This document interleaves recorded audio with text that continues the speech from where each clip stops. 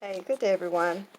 So, I want to talk to you a little bit today about Satan's MO, or his method of operation. Um, so much to cover. I wish I would have written a lot of this stuff down. So much that came to me. But anyway, on yesterday, I was talking about following God's instructions, to obey.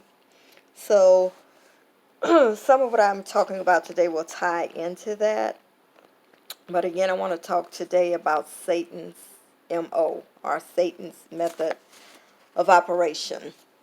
So, as I stated, yesterday, Jesus came so that he would have life and have it more abundantly. Um, Prior to, that statement in the book of John 10 and 10, verse 10 and 10, it says, "The thief comes to steal, kill, and destroy, but Jesus came that we would have life and have it more abundantly." All right, so we already know that the devil he's a worthy adversary, okay? He comes to steal, kill, and destroy. First Peter 5 and 8 tells us to be sober, be vigilant, because the devil, our adversary, he walks around as a roaring lion, seeking whom he may devour, or who he can uh, devour, or who he may, because we have to allow him to do that.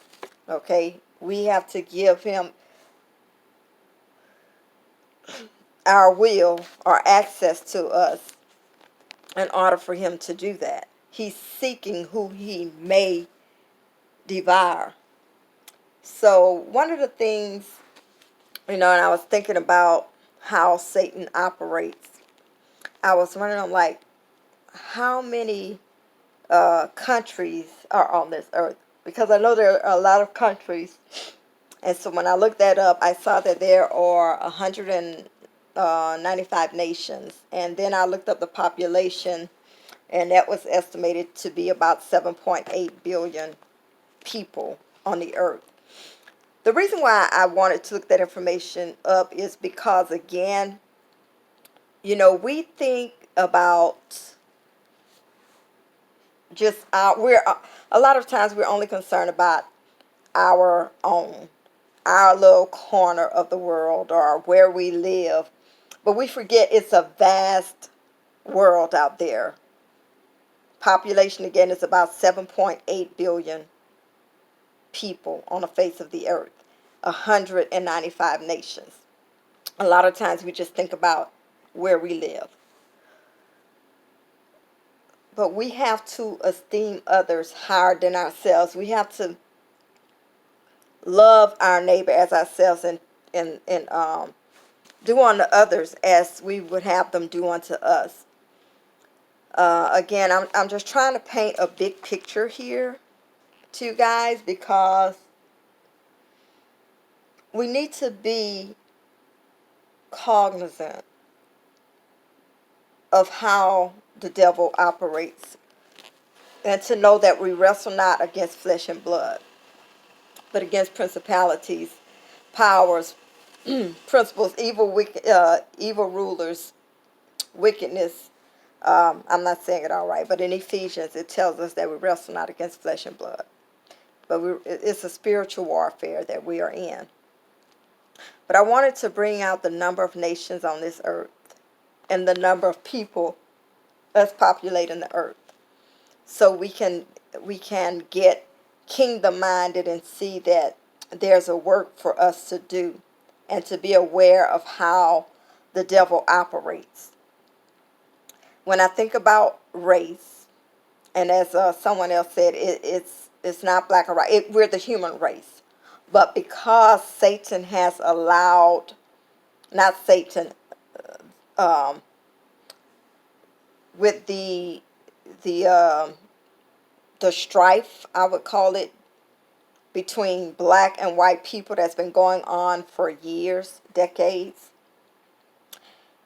The white people has allowed Satan to use them as his instrument to suppress black people.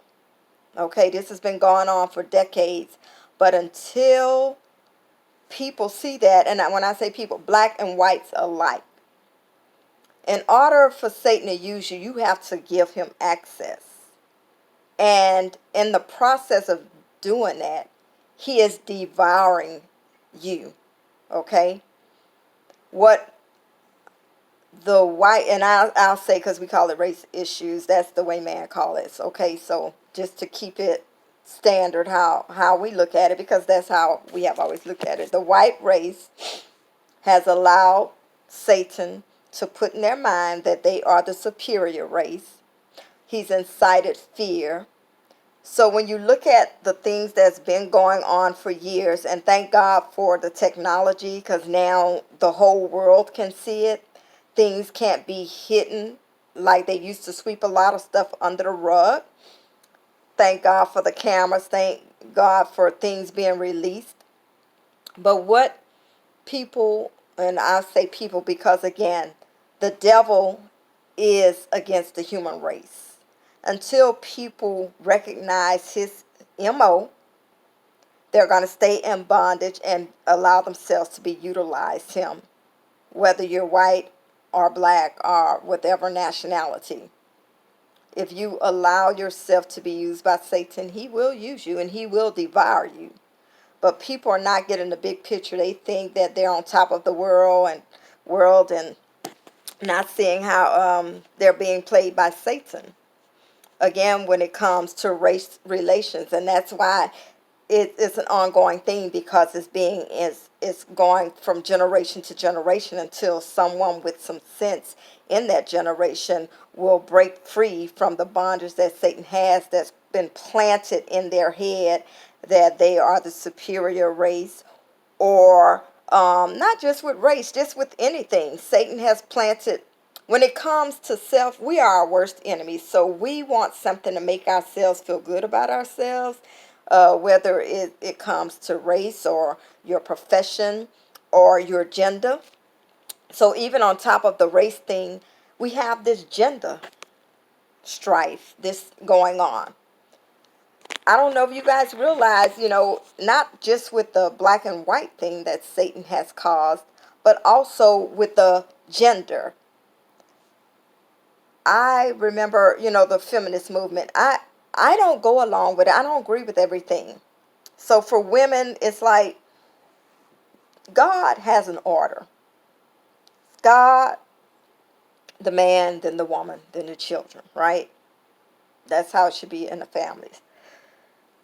But there's this thing, there are women who's like, well, I can do this better than a man. Your competition is not against a man. Your competition is not against another human being.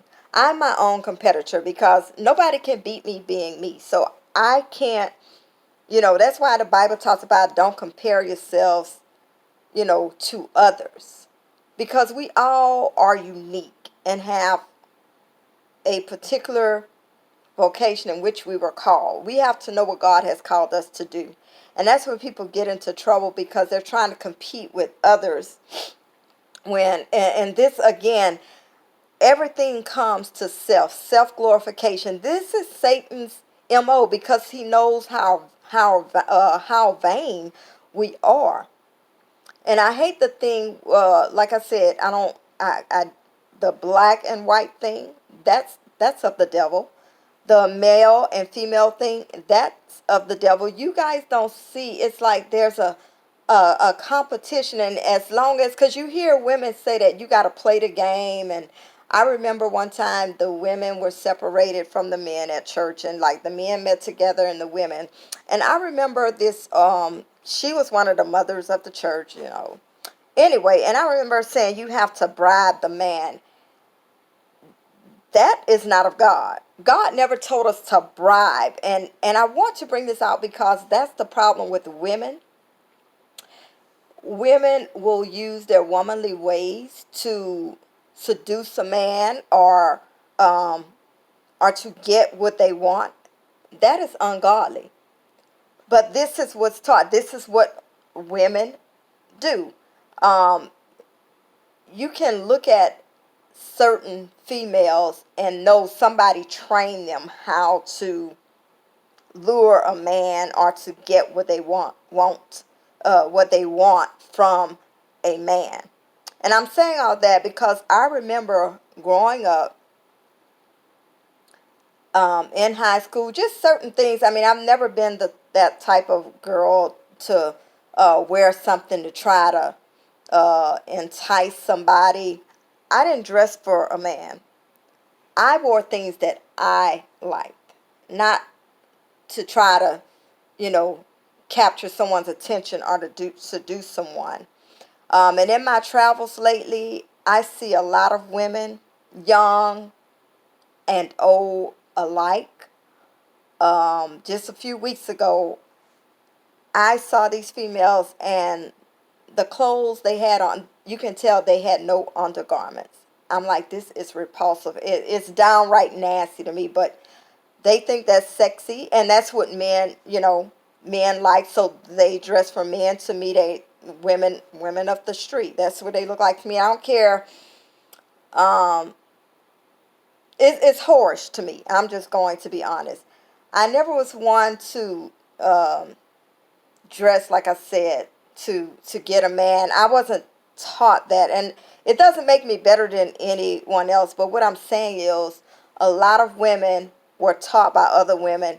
This is what you do, and this is how you talk. You lure them in, and then men do the same thing. It's like women are giving men what they want to get what they want, and vice versa. Men know that, okay, women like money, and you could, they can't get a woman otherwise, so they'll pay for sex or pay to have a woman's company. I mean, if you guys just look at all of this, you can see how Satan, we are pawns in the hands of Satan. But it's too much competition when it comes, like I said, to black and white. Not competition, but too much. You can see the strife and the suppression, the inequality when it comes to blacks and whites, when it comes to men and women. But then we use that to change things around. We'll use our own ways instead of, seeking the way God would have us to deal with these issues. We take things into our own hand. And I know I'm probably confusing somebody or talking a lot, but I hope you guys understand what I'm saying. I want you guys to be able to see who's working behind the scenes when it comes to race relations, when it comes to the male and female thing, because so many women, it's like, okay, you want the car, but you don't want to take care of the car. You want this and that, and you want to say, well, I can do it better than a man. Some things a woman have no business doing, but we want to say, well, I can do this job. And let me give this example. For instance, okay, a woman wants to do what a man wants to do, but then when it comes to climbing the ladder, well, I don't feel like climbing the ladder. Can you do this for me? It's like you can't have it both ways. It's like you want things when it's convenient for you. And it goes both ways, whether you're man or woman. I'm just saying, human beings in general, we have to realize that we are allowing ourselves to be pawns, you know, for the devil. We are puppets. We're his puppets. When we give him our will, when we submit our will to him, because he comes to steal, kill, and destroy. He goes around as a roaring lion, but it's up to you if you allow him to use you, because you know his method of operation. You know his MO. Satan is behind the scenes, but anytime we do things, we give in to our own lust, because Satan knows how to make things look really good, and when he captures you, then you really see him for who he is and what situation you've gotten yourself into. So just to get back, and like I said, I wish I would have written this down, because I can just see, I just saw so many things. It's like, man, you can just see how Satan is just, working behind the scenes, and using people as his pawns, because I can look back. I remember I was in, I don't know if I was in college yet, but in high school. Maybe I was in high school or going to college. But anyway, this guy, um, we weren't really dating, but and I wasn't born again yet. But I remember going to his house, and his mom wasn't there, and this guy was actually trying to get me to have sex, which I was not a fornicator. So it's like, oh wow, you would do this in your mother's house? But I was not that type of girl. I never dressed, like I said, provocative. I was not, I'm the type of person, sometimes I like to look, wanted a sophisticated look. Sometimes I was that tomboy, or, it just depends on how I felt, but I never did dress for somebody else. I even thought about the time I remember I used to like this guy. It's like, oh, this guy is so good looking. And again, I'm talking about things, before my born again days, and I could just look back. I'm like, oh yeah, I really like this guy, but then I found out he was like engaged. So I'm like, well, this guy's already spoken for. Unlike other women, well, even you can be married and females really don't care. Okay, but anyway, their engagement broke up. I don't know what happened, and this was like maybe years later. This same guy, we eventually went out, and I'm like, well, he was nice looking, but that was the most boring date ever. You know how you can, you know, like, oh, this guy like looks really nice, but then when you start having a conversation, it's like, oh, this guy's really boring. He may be cute and everything, but yeah, he's really boring. And that's the thing, because the first thing is what we see, right? But then when you get to spend time with that person, it's like, nah, that's not really, he may be cute, but yeah, he's boring, or talk a lot about himself, or whatever, or it's like, we don't have the same interests. But anyway, I don't know where I'm going because now I got all sidetracked. But anyway, it's with when it comes to the girl and guy thing, women, we need to um, stop trying to dress up for somebody else. Dress how you like, not because you're trying to seduce someone or impress someone. You even have women that dress for other women, trying to outdo other women, which is crazy. But anyway, back with the airport thing too, I saw this other young lady too. Now, this girl was this big, and you could tell she must have had work done on her behind it. It looked really weird. It looked, as they say, flicked it, like that doesn't even go together. And I was talking with my sister-in-law. She was telling me how there are a lot of women going to Miami to get their bodies fixed. This is the kind of stuff I'm talking about. We are allowing ourselves to change ourselves for other people, um, are doing things to, I guess, get someone's attention. And then you find yourself in a lifestyle that you really wish you wouldn't have opened that door to. So this goes back to, where the devil comes to steal, kill, and destroy. So if he can kill you or steal what you have or destroy you in the midst of that, that's his whole MO. And he'll present things and make you think you're on top of the world, or make you think you're better than someone else, or make you think that you're the best thing since apple pie, or whatever, that, or even people like they think they're so smart, or I'm a genius, or I'm so rich, and thinking they're on top of the world. But you'll fall. Pride goes before destruction, a haughty spirit before destruction goes, haughty spirit, pride goes before destruction, and a haughty spirit before a fall. Okay. um I know, I'm sorry guys, I'm all over the place, but I wish I just would have written this down. But again, I want you guys, the whole thing is, be aware of Satan's MO. Be aware of what he's doing, how he's using people as pawns. He's it's like you can sit back. I'm serious. I was earlier today. It's like I can just see, and it's like people are not seeing this. It's like, oh my God, Satan really has done a job on humanity. But because we're so vain and into ourselves, we don't see what's going on. We don't see his MO. So go back again to John 10:10. Read 1 Peter 5 and 8. And then coming back, I'm just going to end with this. And I'm like, God, I'm so sorry. I should have written this down. But next time, I'm like, God, I hope he gives it back to me the way he gave it to me earlier so I can write this down and it will make more sense, because I know I'm kind of all over the place. But the last thing I wanted to close out with was, again, the male and female thing. It's like, male and female, stop fighting against each other and are in competition.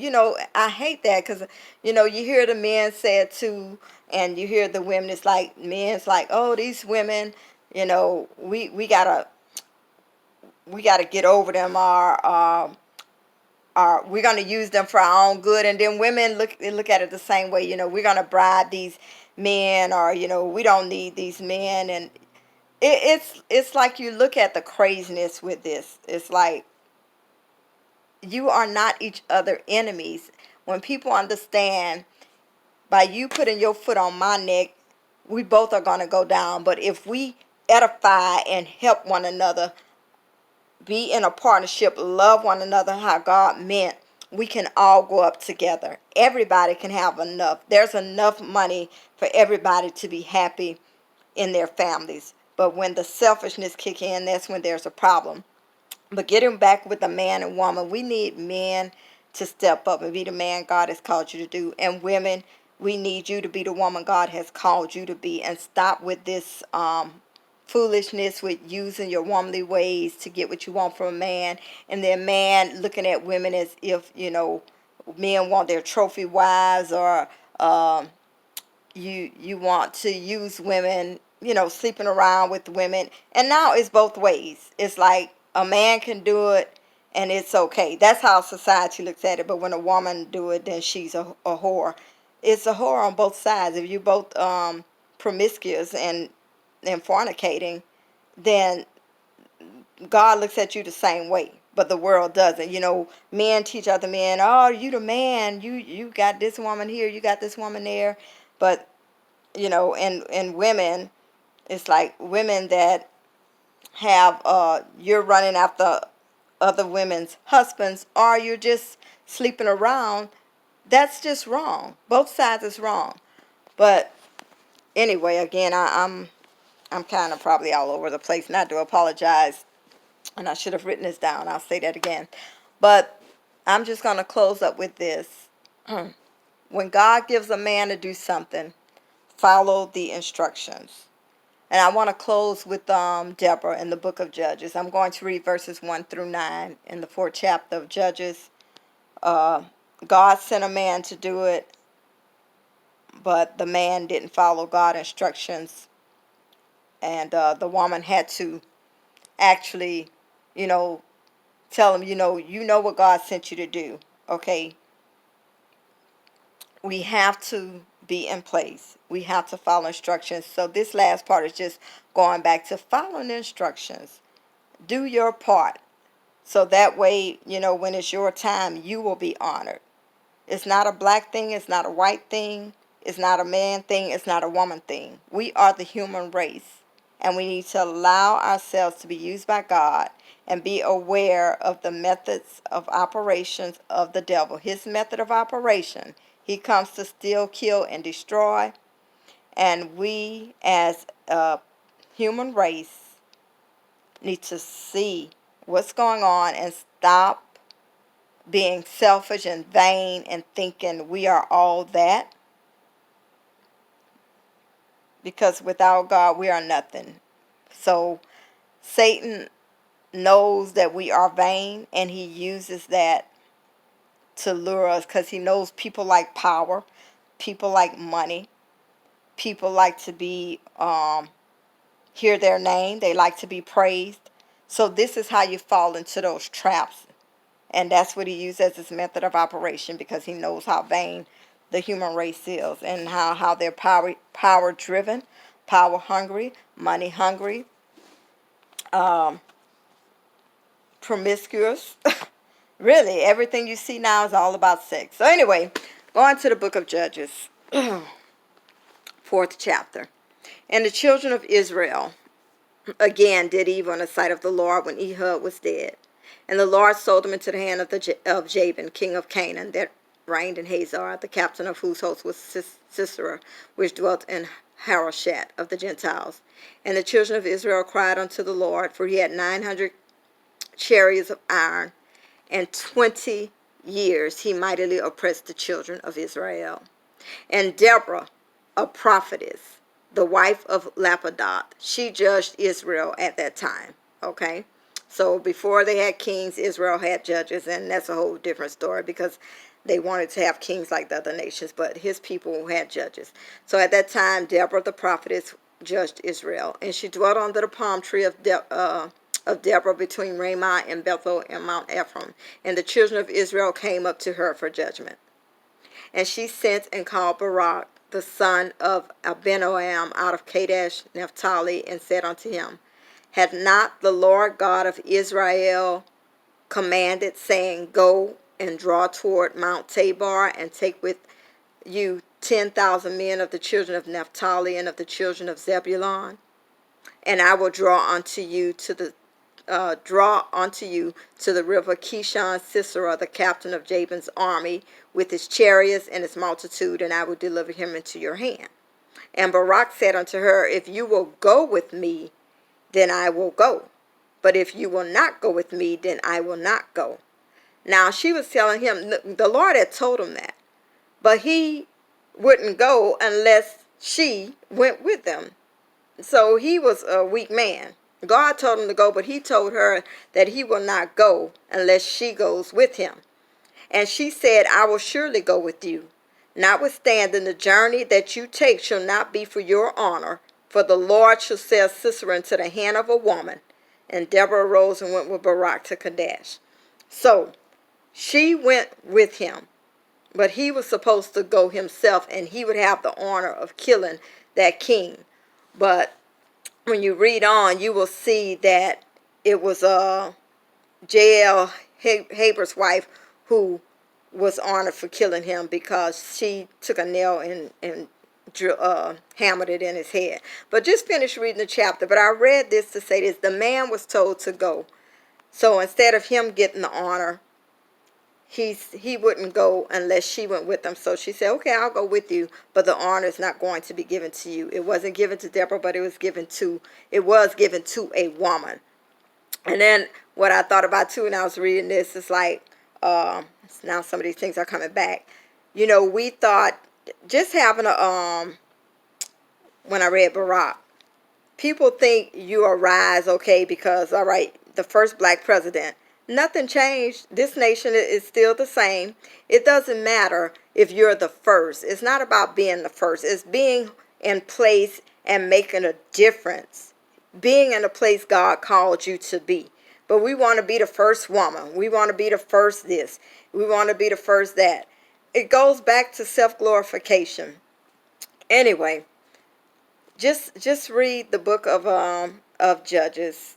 Again, I brought that out because the man, instead of being in his place, did not get the honor because he didn't do what God had called him to do. The woman at the time, who was the judge, had to talk to him and tell him to do what God had told him to do. Again, I'm kind of all over the place, and I do apologize. Maybe I'll come back later and do another teaching to clear things up. But I hope you guys understand what I was trying to convey. And if not, I do apologize. But I hope you all get the bulk of the message about being aware of Satan's MO. Because we allow ourselves to be pawns in his hands, because he knows his method of operation is to steal, kill, and destroy. His method is to use our vanity, because he knows how we are. We love to self-glorification, and he knows how to get to us. He knows how to get to us. That's all I can say. But we have to be sober and be vigilant. Don't let them devour us. Okay? Love you guys.